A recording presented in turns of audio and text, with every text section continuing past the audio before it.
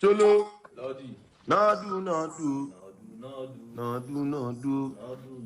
Mo sha so fun. If you not getting me, forget about it. I know by Lambo. Is that why I shout it? Them day. Yeah, them day. Now they see them. Let me just start this video by saying, wherever you guys are getting this money from, please, you see my Gmail on my channel, please hit me up, because in the Lambo, but whenever you guys are getting this money, please put your girl on. Like, what's happening? This is 2025. Like, don't forget me. See my face. Welcome. I love you guys already. We're already fam. So you know what fams do? We subscribe to, yeah, we subscribe. And if you are watching me again, you're a supporter, you're a family member already. You guys, I love you so much for the love and the support you show me on this channel and the encouragement what you guys always give me. Yeah. And yeah, so let's jump right into the video because I have a lot of things to share with you guys today. So yeah, let's get it. There I was, one fateful night again, scrolling through this X app. I'm not lying, I have been one of those people who have deleted this app because of the toxicity. I found myself replying somebody, and I felt like it wasn't necessary for me to be putting all that energy there. Like, this person, I don't even know this person from anywhere, so why is this person gaining so much strength or power over me? But recently things have been happening, and one is for Sophie is a social media personality, an influencer, very popular Lagos big girl, and I will call her Lagos big girl because she has the goods to back it up, and she's someone who has, you know, you can see the results, you can see the evidence. She's not just a girl who is just faking it to make it, as a lot of influencers are projecting, which in some cases is understandable because you just want to emulate and manifest her life. On the other end, you are now faking it, but to the extent of it's becoming so toxic for you and everyone around you. That part I don't understand. So this 40 minutes, and I mean 40 minutes, I listen to everything though, because guys, I'm going to go and report to people, so I have to be well informed. Yes, and that is why my channel is very unique. I don't just post spam content, I post well-researched quality content. So I listened to the whole 40 minutes voice notes, and from there we could hear Sophie actually, I don't want to call it ranting, but opening up to her sister, because they said the other person on the other line who was recording, that I would say the person is recording, because the when you record your voice, the person who is recording his voice is actually more clearer than the recipient or the receiver of the call. So her sister, they said allegedly her sister was recording the call, and then she was venting, you know, Sophie, and I understand it. I have a sister too, and for that reason, a lot of reasons, I'll say, okay, I'm not angry at it, but I didn't need to build so much friendships because I had my sister, and my sister is someone like, it's very safe space for me, and I will rant, I will vent, I will see different things, but she knows that it's just in the heat of the moment. I don't really mean those things, and so I understand why Sophie could really open up and say those kind of things. Again, it's her sister. Where else, which safe heaven is possible in this internet, in this world, offline, online, aside your sister? So I understand that. And they said her sister recorded it, and there we could hear Sophie venting about how before she met Burna Boy was always on her ASS, trying to reach out to her, telling people that he wants to meet her, you know. And look at Sophie now, she says, like I said, she's a big girl, she has the results to back it up. So he has always been trying to reach out to her, and after she met with him, although she has been like crossing him, and I don't blame her, you have to chase, you know, she attracts. Yes, she attracts. And Burna Boy, after being able to talk to her and everything, he asked her, okay, what do you want? I've been trying to reach you, girl, you know, hit me up, like, so what do you need? Let me impress you, because it's the Odogu, the ODG. And we know that, again, Burna Boy, in case you don't know, Burna Boy is a award-winning artist. He is global. He's global. I've been following Burna Boy since Life to Party days in 2012, right till today. So I am a Burna Boy fan, and you know, if you tell Burna Boy that you want something, you actually believe that he will do it. So Sophie opened up and said she wants to buy a Lambo truck, and she said, Burna Boy, you know, put me on. If you want to get close to me, you know, step up. So Burna Boy promised her she was going to get the Lambo truck, but in the end, he ghosted her. And Sophie was like an ODG, Odogu. You know what I call Odogu? In case most people don't know, be like, okay, I know Burna Boy. He uses this gorilla emoji to represent himself, and Odogu is like a boss. Odogu is like the billionaire. Odogu is like the big boys that step in and everybody else, you know. Like, how can you hit from outside of the club? You can even get in. Do you understand? So that's Odogu. Odogu is someone that has everything. Yeah, so that's what we mean. And it's actually Igbo, yes. It's an Igbo word. So she was wondering that, okay, Burna Boy promised me this and you're ghosting me right now. Like after trying to chase me and why are you ghosting me? I need a Lambo truck. I need to pull up my Lambo and everything. So Burna Boy ghosted her. I know Burna Boy, that's the life of a city boy. Oh yeah, okay. They saw, but now they hustle you, they lick lollipop. Burna Boy, they hustle for his money.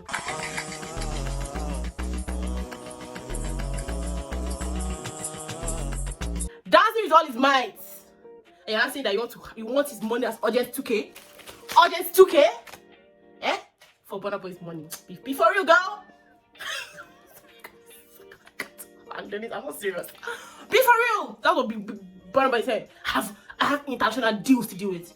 I need to go to Rock Nation lunch. I told her I have international deals to sign. I have a Grammy award I'm being nominated for. I need to work. Girl, I don't have the time. Anybody thinking about you? Did I do something to you? No, but I wish you would. Girl, ain't nobody thinking about you. Anybody thinking about you? And he ghosted her. Girls, they said it. If Halle Berry can be cheated on, Beyonce can be cheated on. What makes you regular, girls? Because I'm not regular. Think you're safe. In this life, I always say this thing. Don't ever overestimate yourself. Don't ever think you're irreplaceable. Don't ever overrate yourself or feel like, because I used to hear some people, guys, yeah, no. You're only special in the eyes of someone who wants to take you that way. And she was saying in the video, in the voice notes, that he could have, it would have been an opportunity for him to play a role. But you guys have to give it to Sophie. The mentality is like, I'm giving you an opportunity to bless me. Do you understand? And if you don't bless me, I'm a girl with the results before. I'm gonna do it myself. Yeah, and that's what she did though. Guess what happened? And you guys, that's why I'm always too quick to put out videos, because then I want to go and eat my former words. Guess what happened? Just a fortnight ago. I don't know if it's fortnight, but I just love the word. Just a fortnight ago, I just saw a truck with a Lambo. Is that what they call it? Lambo truck? Like, I'm just joking. That's very tacky. A truck with a car in it, and they were like, Sophie Lambo truck just arrived. Just imagine. You see, when you say talk and do, baby girl, that is what she is. Thank you guys. Oh my god. Ooh.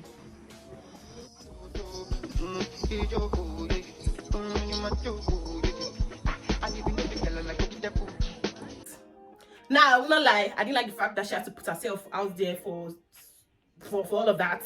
Like, girl, you can do it yourself. And I don't blame her. I love the mentality of feeling that I'm giving you guys an opportunity to do something for me, to play a part in my life and be like, I'll remember you for this. And that's how it should be for you girls, especially. And that's because she could do it for herself. If she's actually going around to beg for, and everything. And again, that I said in the beginning, living a fake life, she will not be able to afford it. And they would drag her, because they had dragged her. They had dragged her for fields. I mean, when they see generator, they dragged her on social media.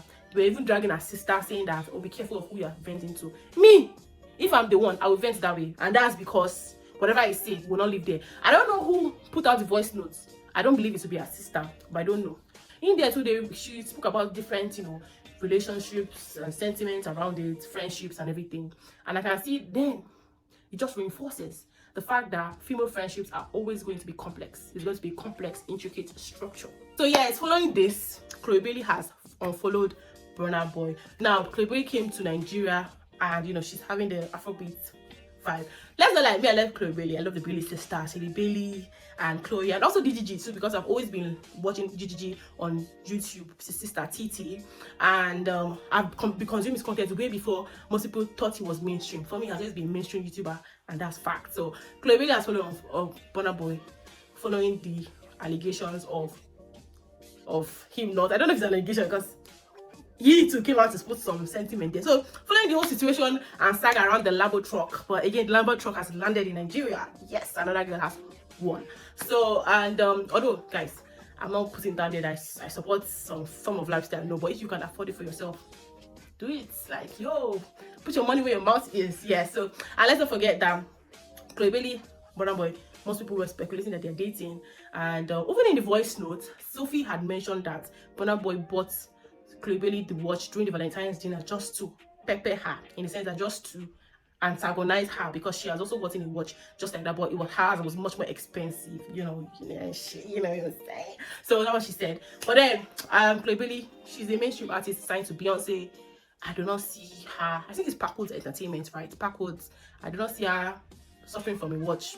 Please, let's get this together. Please, the Bailey sisters are not, please, let's not think their name, please. Somebody say 1 trillion in reparations. Igbo tribe in Nigeria is actually demanding 1 trillion in reparations from the Nigerian government for what it had done to its tribe.